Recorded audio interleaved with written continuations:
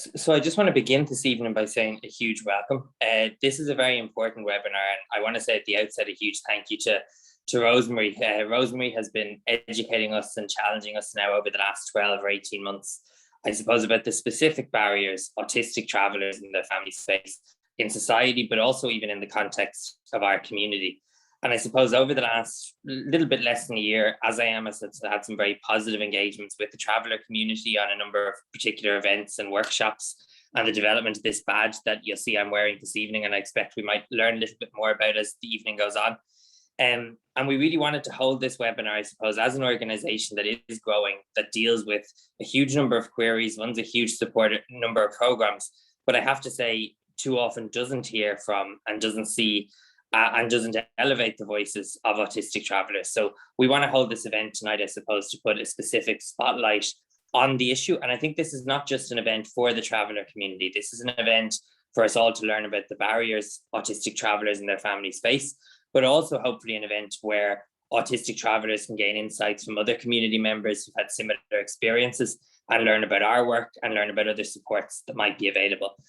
I have to say it's a very happy coincidence that the webinar is taking place during Traveller Pride Week, which we're delighted about. And it's great to see people here this evening, but also we will be sharing this widely, as we do with all our webinars, on YouTube from tomorrow, and really pushing it given the week that's in it.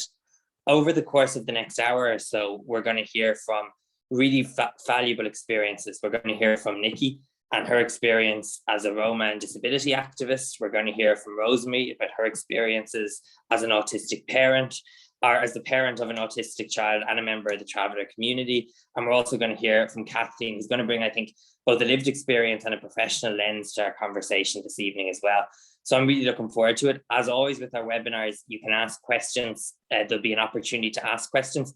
Brendan, my colleague, will be facilitating the questions and answer session at the end of the evening. And you can ask questions by placing them in the Q&A box.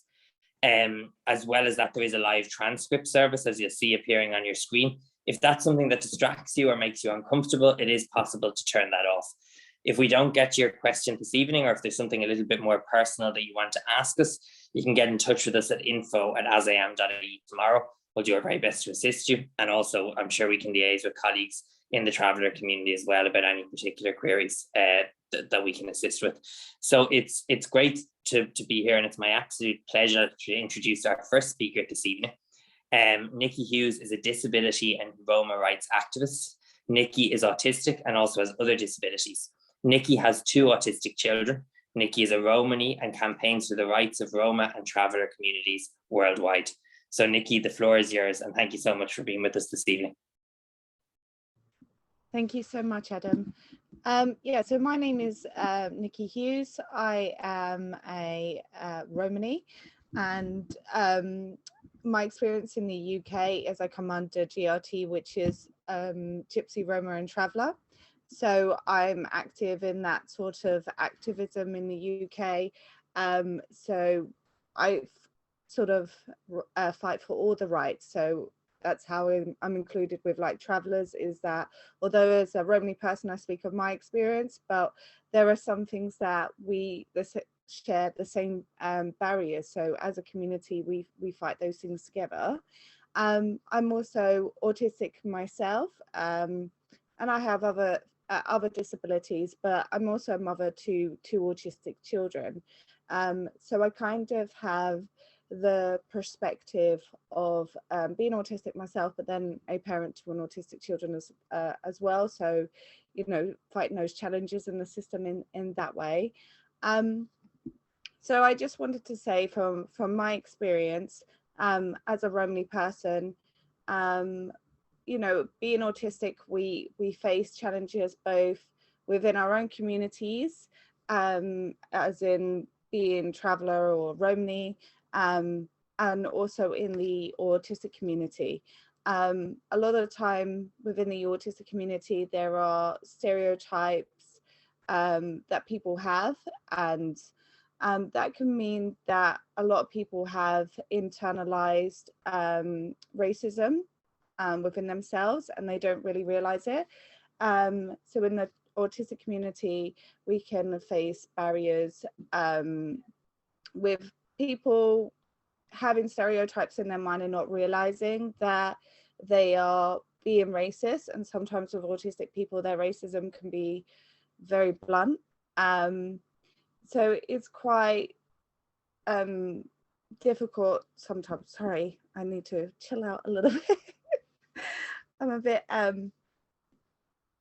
little bit overwhelmed a little bit, so I think I just need to, and I understand I'm talking really fast, so I just need to second to just chill. So yeah, in the autism community, we do face a lot of racism and a lot of people having stereotypes, but then in our community as well, and like I said, I can speak from my experience as a Romani person, disabilities are shunned, like differences within the community are kind of shunned and put out the way, because we're always trying to prove that we're not something the stereotypes are. So we're always going, oh, we're not thieves, we're not dirty, we're not this. And it's sometimes difficult for the community to say, hey, not all of us are perfect. Does that make sense?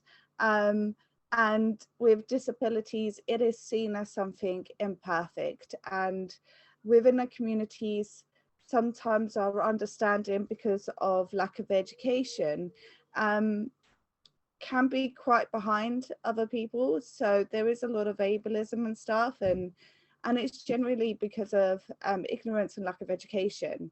And lack of understanding of disabilities. So for autistic people who are in the GRT community, like travellers or Romani, what we find is that there's not really a safe space for us in either community, and that sometimes can be very difficult to deal with, because we face challenges that other people in those communities don't. So it's trying to find a safe space where autistic people who are GRT can feel accepted in both communities, and both communities need to work harder in accepting that sort of intersectionality. But then there's also a lot of strengths that I find within being Romani in my culture, that as an autistic person is fantastic for me. You know, autistic people have sometimes socially can interact with animals far better than human beings, and both the traveller community and the Roma community love horses.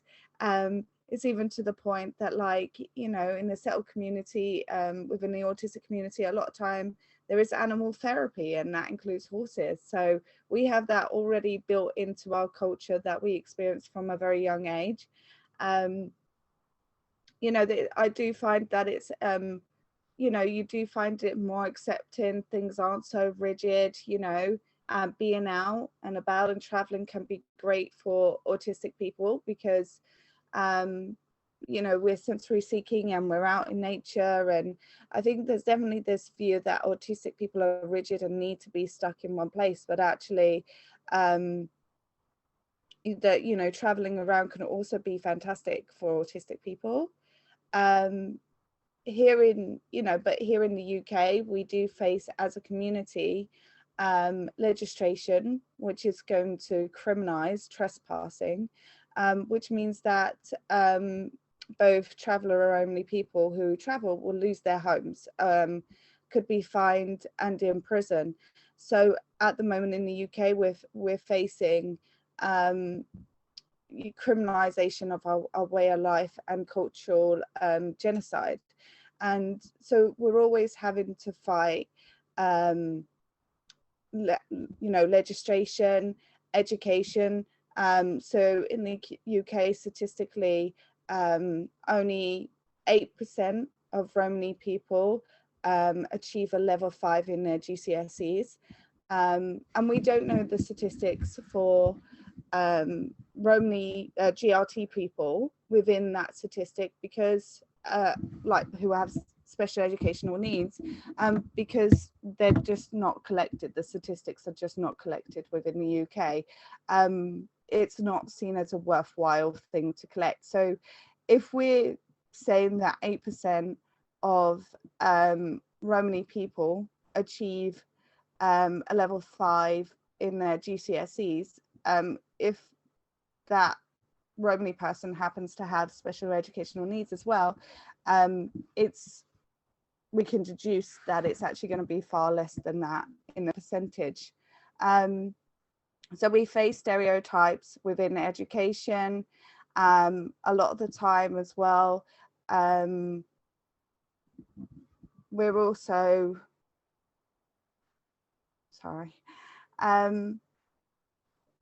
within education, we are stereotyped, and a lot of the time GRT people, if they are autistic or they have any other neurodivergency, usually they're not picked up because their behavior is just being put down to a cultural and to their ethnicity, and they're not really seen as needing to push further. It's just like, oh, that's their behavior, that's how they are.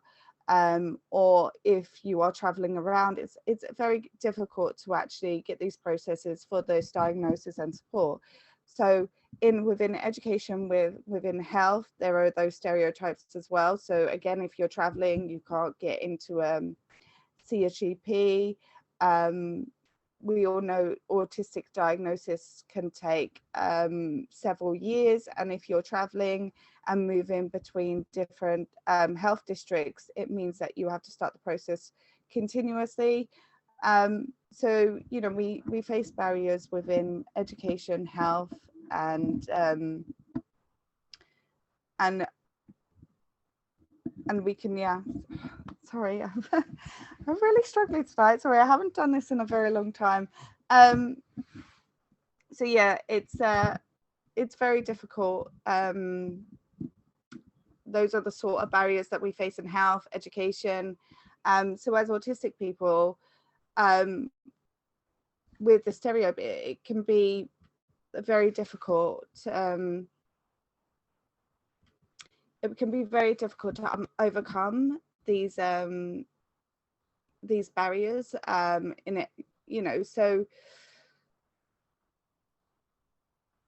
yes, in it, I'm really sorry. So within education, we struggle, and there is and because we're hugely underdiagnosed, there is a huge suicide rate within the autistic community, especially with those who are late diagnosed. And then on top of that, there's a huge suicide rates within the GRT community.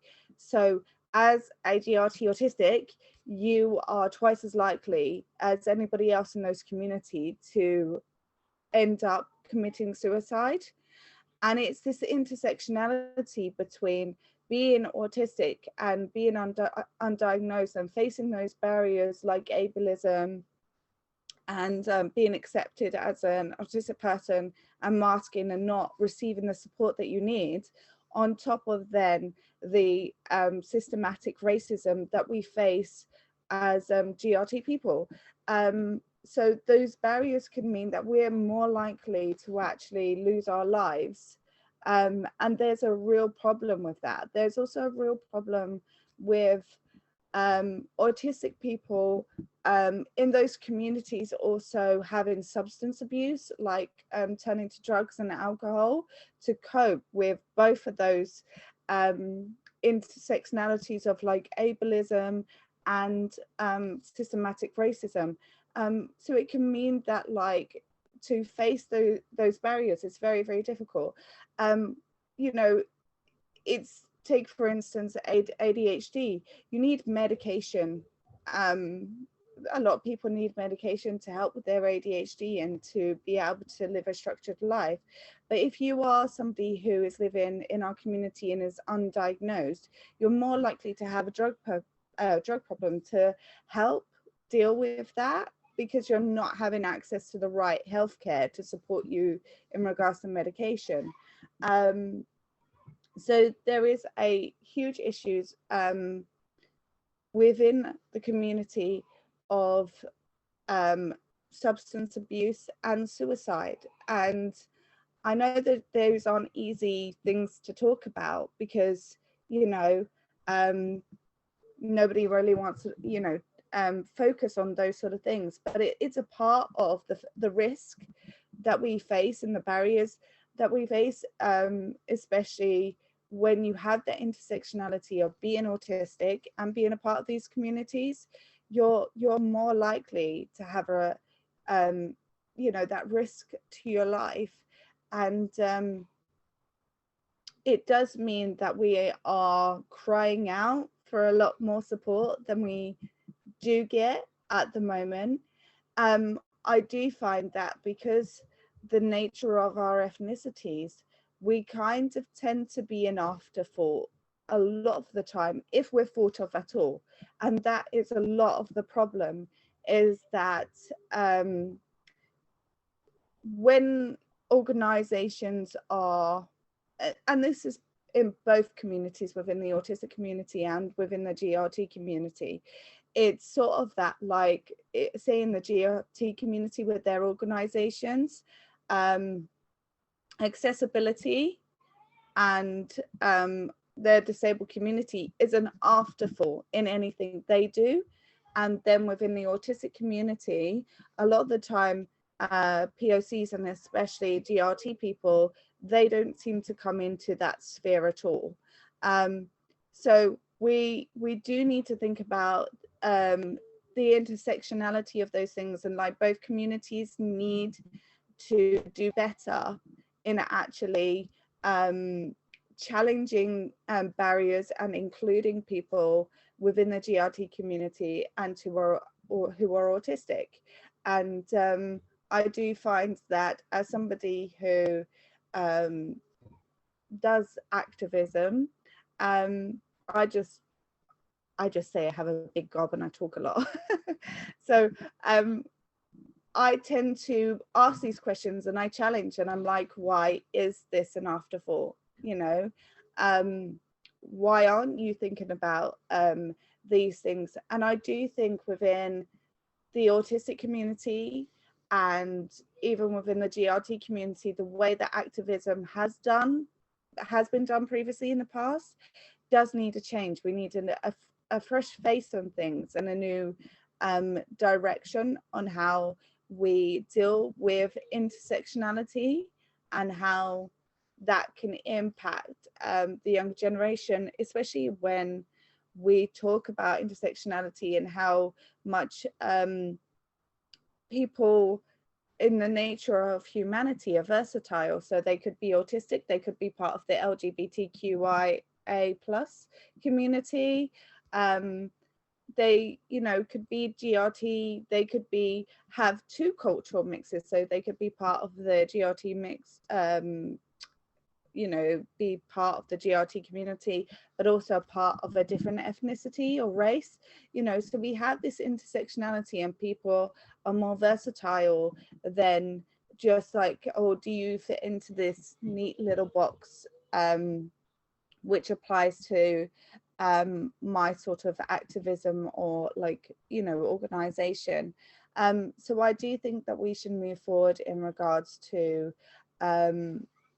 opening things up and having discussions, sometimes hard discussions about things, and reflecting on ourselves and going, are we including everybody within every part of their intersectionality? I think for me, I do find that a lot of the barriers that that we face as a community generally has come from systematic racism.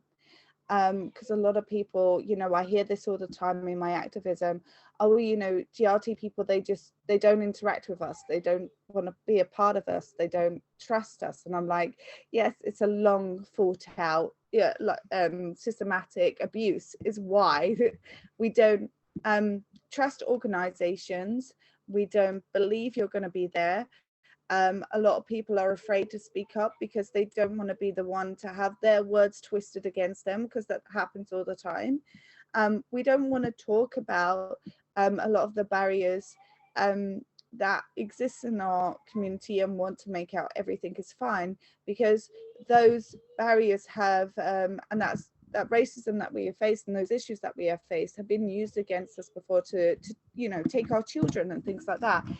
So we're very frightened. Like a lot of people say, I'm terrified to go on site.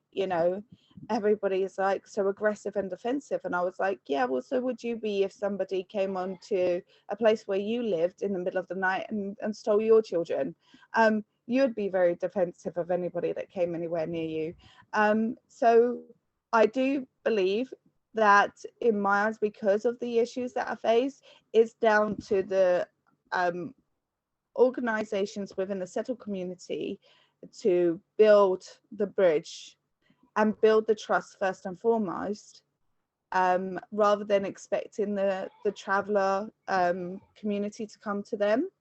They should be going to the traveller community, and they should be building up that trust, and they should be doing grassroots